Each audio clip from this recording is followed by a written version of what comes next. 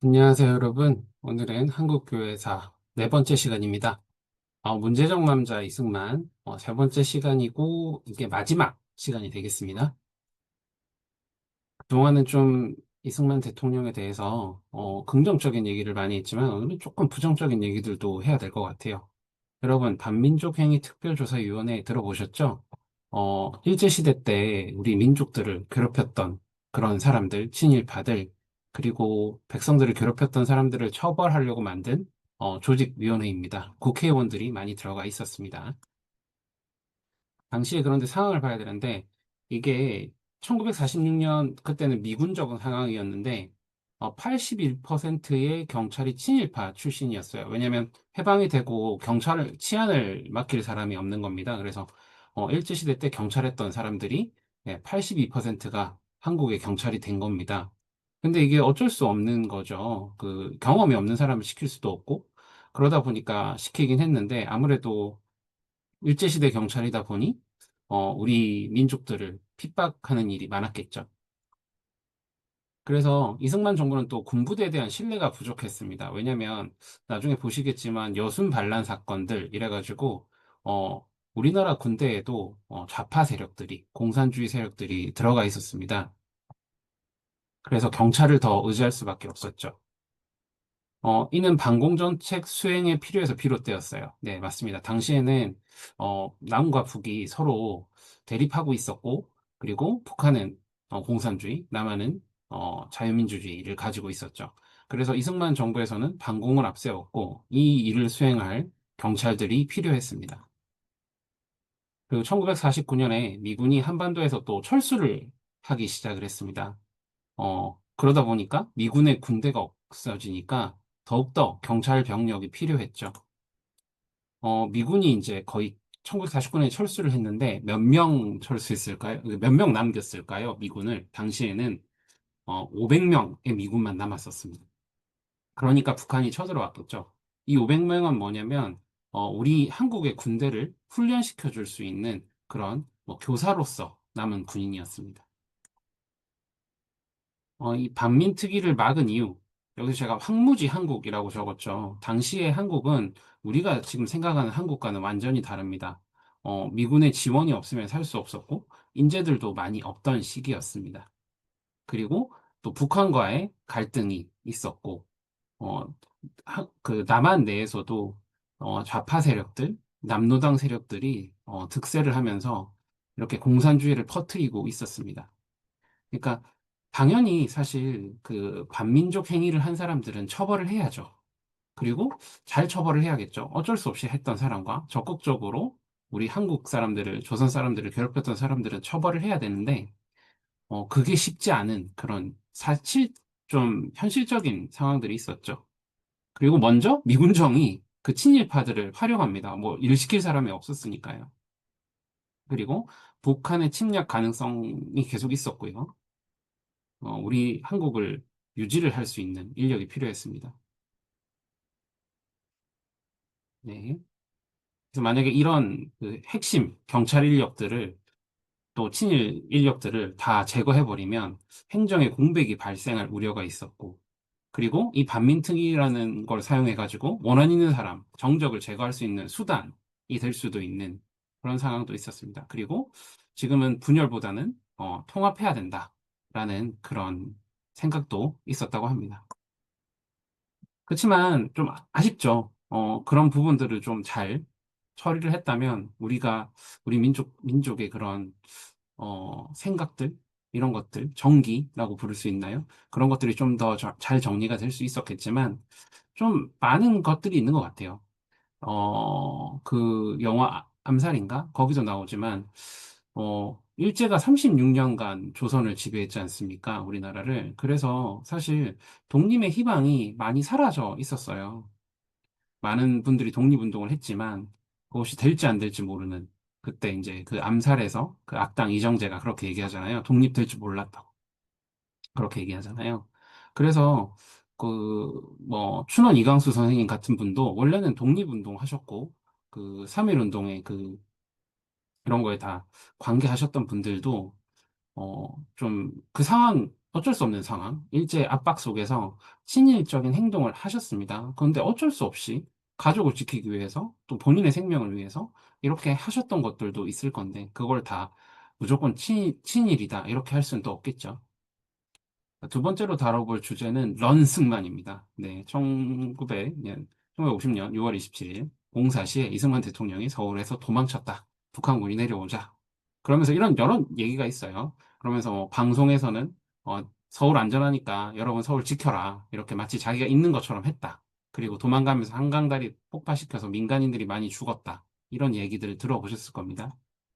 자, 도망의 진실을 보면은 6월 27일 날 대구와 대전으로 이동을 했습니다. 전쟁 발발 직후에 바로 서울중앙방송국이 남침 소식을 방송했어요. 근데 국민들은 뭐 전쟁? 근데 뭐 어쩌라고 뭐 이런 느낌이었대요. 그리고 또 이승만 대통령이 신기한 게 이게 대구까지 갔다가 다시 대전으로 옵니다. 완전 도망간 건 아니었던 거죠. 일단은 뭐 전쟁이 나니까 그럼 도망가야죠. 그 밀리니까. 그런데 이승만 대통령은 대전에 와서 유엔군 사령관 만나가지고 자, 서울로 가자 이렇게 했었습니다. 실제로 서울로 가서 사수하자 이렇게 했는데 그게 안 되죠. 그러면서 미국 대사가 대전에서 이승만을 만나 유엔군의 지원을 알렸습니다. 여기서 사실 방송을 한 거예요. 우리가 지금 우리 국군이 열심히 싸우고 있다라고 서울에 방송을 한 겁니다. 네, 서울에 있으면서 도망가면서 방송을 한 게 아니라 대전에서 방송을 했고 서울을 사수하자 이렇게 방송을 한 게 아니라 그냥 여러분 우리 열심히 싸우고 있습니다. 이렇게 방송을 했는데 그게 잘못 알려져가지고 도망가면서 서울 여러분 도망가지 마시고 지키세요 이렇게 한 게 아닙니다. 그리고 이제 한강다리 폭파에서 수백 명의 민간인이 희생됐다 이런 얘기들이 있는데 유명 역사 프로그램에서 이런 얘기가 있었는데 이에 대한 증거는 네, 찾아보니 없습니다.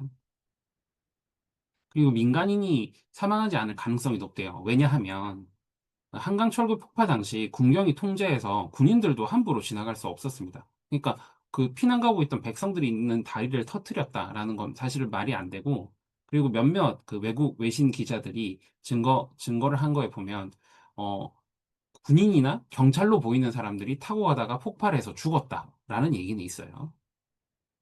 네. 그리고 한강다리 폭발을 안 할 수가 없었습니다. 왜냐하면 북한군이 바로 내려오기 때문에 이 다리를 폭발을 해서 그들의 이동을 저지해야 됐잖아요. 이렇게 저지를 했기 때문에 그나마 낙동강 전선까지만 밀렸던 것 같아요.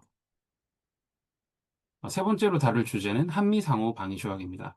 이 조약을 맺고 이승만 대통령이 이렇게 얘기를 했습니다. 1958년 8월 8일에 우리의 후손들은 이 조약으로 많은 혜택을 받게 될 것입니다. 라고 얘기를 했죠. 네. 한국과 미국이 이제 서로 전쟁이 나면 지켜주겠다는 조약인데, 이승만 대통령이 이걸 만들어냈습니다. 북한과 휴전하자고 했거든요. 근데 이승만 대통령은 휴전 안 된다라고 얘기했어요. 그래서 미국이 이제 전쟁을 멈추자 이러니까 이 계속 이렇게 해달라. 우리 주한미군이 우리나라에 머물러주고 안보도 보장해달라. 이렇게 했는데 미국이 사실 해줄 이유가 없잖아요. 남의 나라인데. 지금 와서 싸워주는 것만 해도 엄청난데. 안 할라 그랬어요. 근데 이제 그때부터 그러면 미국이 안 도와주면 우리 군대라도 가서 북진하겠다. 라면서. 근데 미국은 지금 소련하고 협의도 다 해서 이제 전쟁 그만하자. 이렇게 하고 있었는데 이승만이 말을 안 들었죠. 그러면서 미국 그 말을 안 들으니까 방공포로 2만 5천 명을 일방적으로 석방하면서 미국을 계속 압박합니다. 이게 한국 외교사에서 가장 성공적인 안보 외교 사례들 중 하나로 꼽힙니다. 결국 미국이 항복하고 한미 상호 조약을 맺습니다. 그래서 미군이 우리나라에 주둔하면서 사실 미군이 없었다면 어떤 외국인이 우리나라에 투자를 하겠습니까? 세계 최강국인 미국이 지켜주기 때문에 북한과 지금 휴전하고 있지만 이 한국에 투자할 수 있었고, 또 수많은 미국의 이런 그 기반 시설들이 되는 거죠. 미군의 존재가. 그리고 그 조약의 존재가 북한의, 남침을 또 예방하는 그런 역할을 합니다. 그래서 이승만의 외교적 고집과 협상력이 만든 결과입니다. 다음으로 다룰 주제는 좀 어둡지만 보도연맹 사건입니다. 혹시 이 영화 아시겠습니까? 태극기를 휘날리며 라는 영화인데요. 여기 보시면 여자 주인공, 이은주 배우가, 그 슬프게 죽는 장면이 나오는데 이 장면이 바로 보도연맹 사건과 관계가 있습니다. 보도연맹은 보호하고 인도한다라는 뜻인데요.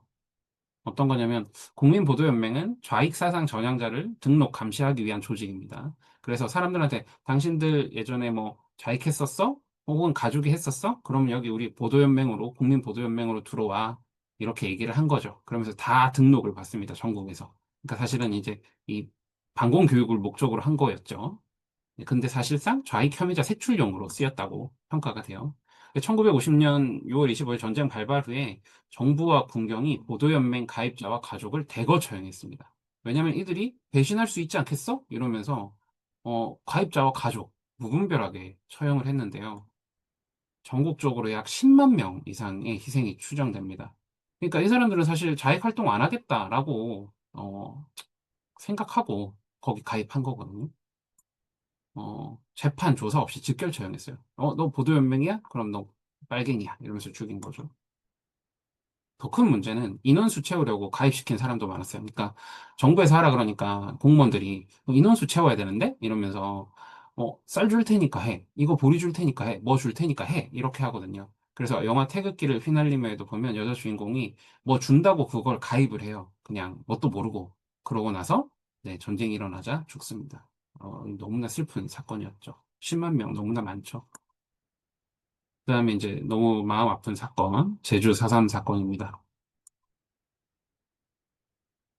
미군정 시대부터 시작했는데요. 그래서 제가 좌파 인기 시절이라고 했죠. 이 좌파가 왜 인기가 있냐면 나라가 너무 가난했어요. 너무 가난해가지고 공산주의 얘기 들어보면 되게 좋잖아요. 서로 나눠 먹고 뭐 지주도 없고 뭐 이런 거 얘기하니까. 그래서 좌파에 대해서 사람들이 뭐 정치 이런 거 잘 모르니까 좌파 공산주의 되게 괜찮은데 이렇게 생각하던 시절이었습니다. 그래서 남한에서도 미군정이었지만 좌파들이 활동을 했습니다. 정확하게 당까지 만들었죠.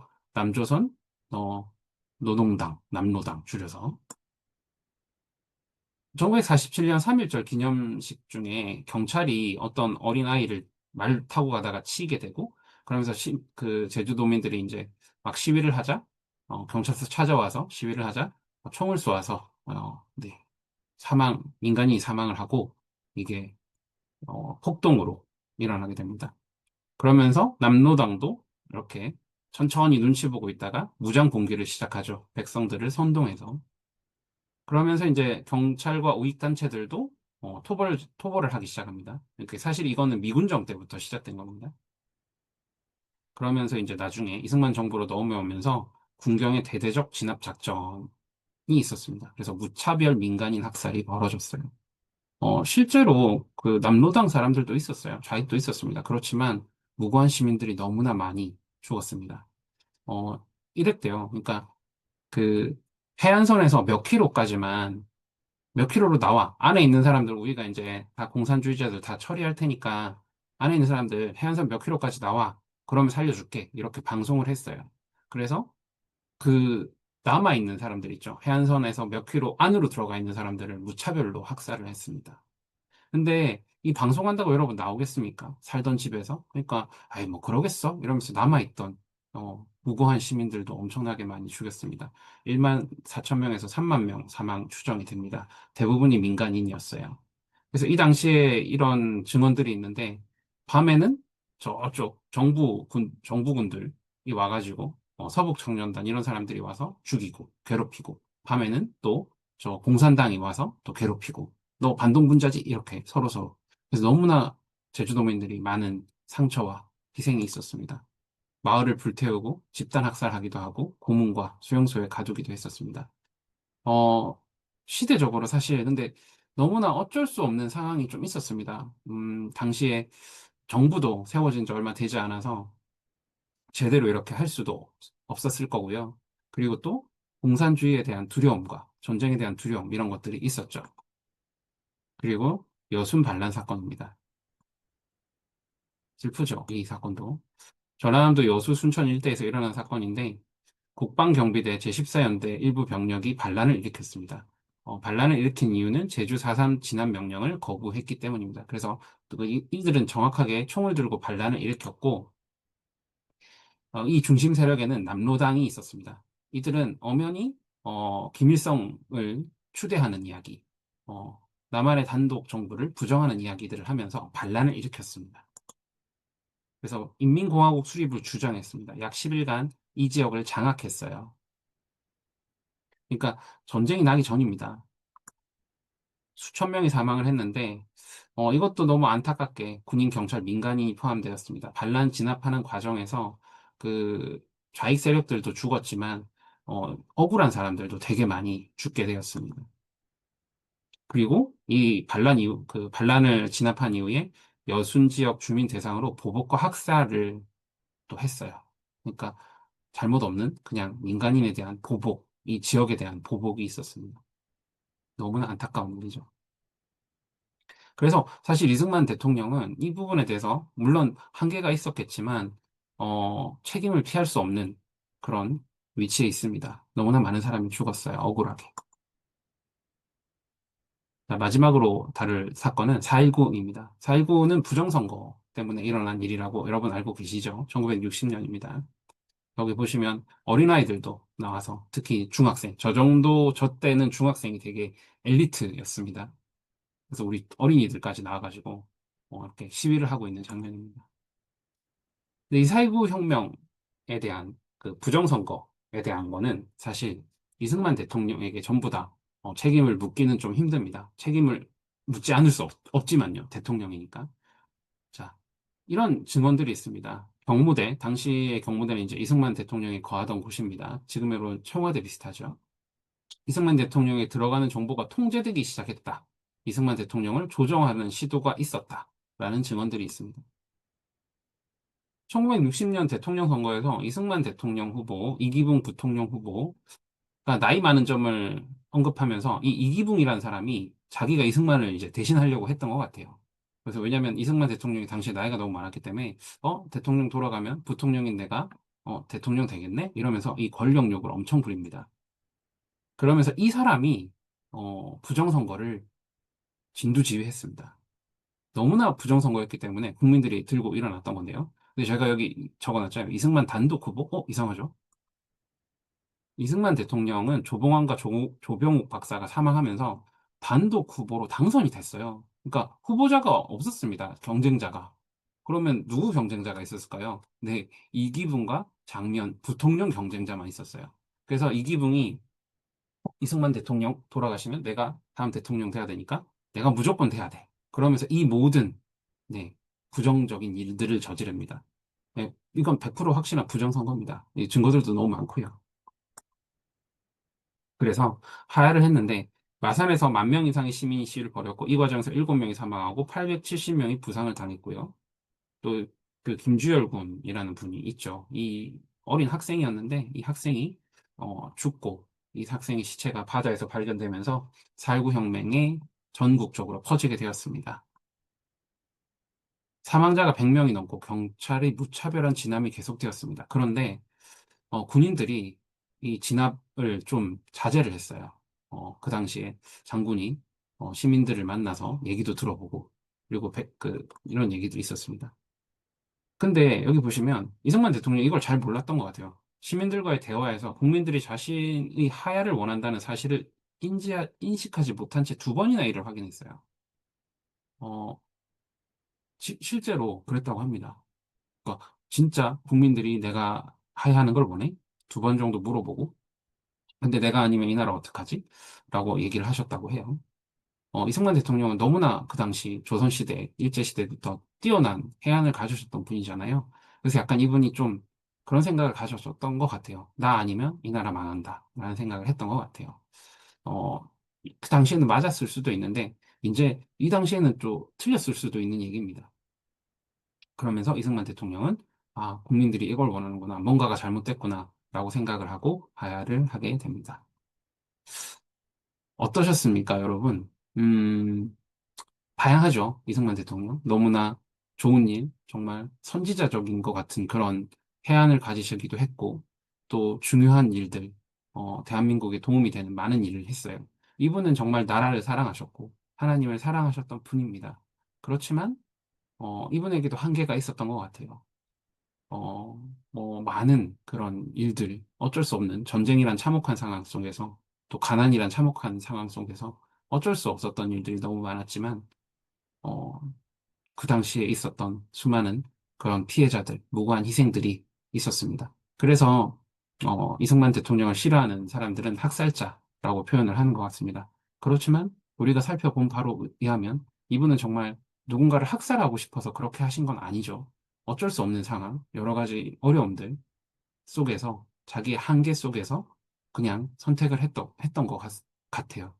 입체적으로 이분을 볼 수 있겠죠. 그리고 뭐 이분에 대한 그런 잘못된, 거짓된 선동과 이런 것들이 너무 많기 때문에 여러분들 이것을 이 강의를 통해서 한번 잘 네, 배워보시고 또 이런 부분에 대해서 우리 아이들에게도 전달해 주시면 좋을 것 같습니다.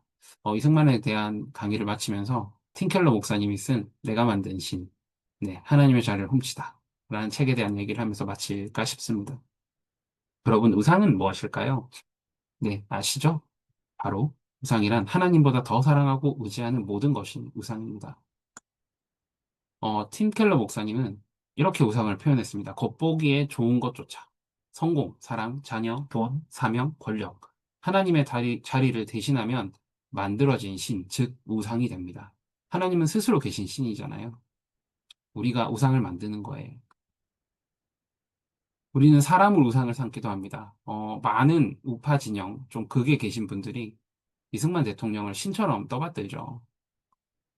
근데 사람은요, 불완전하고 연약한 존재입니다. 이승만 대통령 보시면 아시잖아요.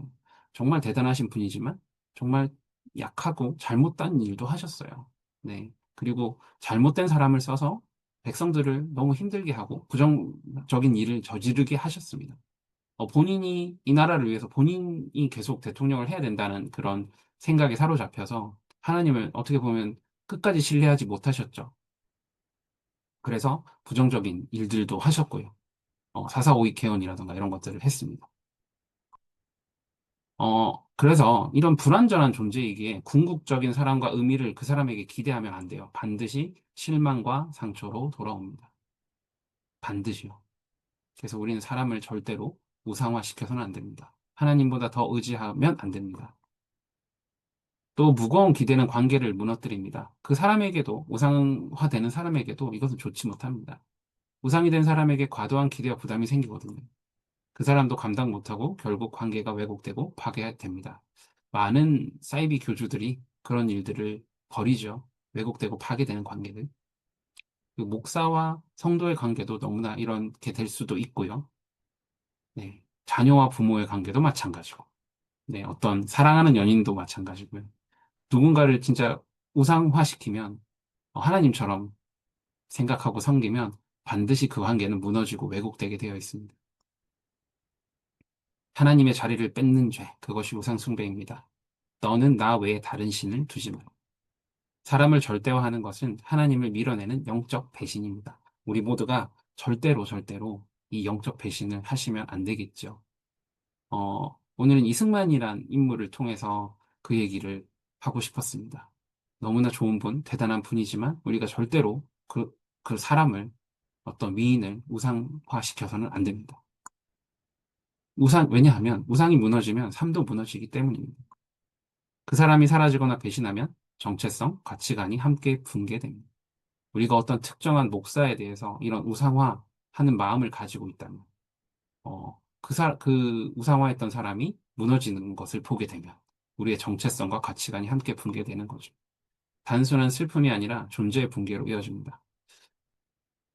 그래서 어떻게 보면 우상은 빨리 무너지는 게 좋을 것 같아요. 왜냐하면 우상이 빨리 무너지면 우리는 진짜 하나님께로 돌아갈 수 있거든요. 돌아가자. 진짜 하나님께로 돌아가라. 오직 하나님만이 참된 자유, 안정, 기쁨을 주실 수 있습니다. 그래서 우리는 말씀으로 돌아가야 되고, 그래서 우리는 하나님께 엎드려 경배하며 기도하며 또 말씀을 묵상하며 그리고 하나님의 성품을 알아가며 하나님과 더 친밀해지면서 그 하나님을 더 사랑하게 되는 그런 하나님의 예쁜 자녀가 돼야 됩니다. 어떤 사람을 너무 존경하거나 그 사람처럼 되고 싶다거나 그 사람의 말이라면 다 맞다거나 그런 것은 있을 수 없어요. 우리는 하나님께로 돌아가야 됩니다. 우상을 버릴 때 삶이 회복되고 정돈됩니다. 하나님은 질서의 하나님이십니다. 우리에게 잘못된 것, 하나님보다 높아진 것이 있다면 하나님은 반드시 우리를 다루십니다. 우리를 씨름하게 하셔서 하나님을 최우선의 자리에 놓게 하십니다. 그러려면 고난도 있을 수도 있죠. 그렇지만 결국은 우리 삶이 회복되고 정리가 됩니다. 사람은 사랑할 대상입니다. 결코 숭배할 대상이 아닙니다. 오직 하나님만이 절대적 사랑과 신뢰의 대상입니다.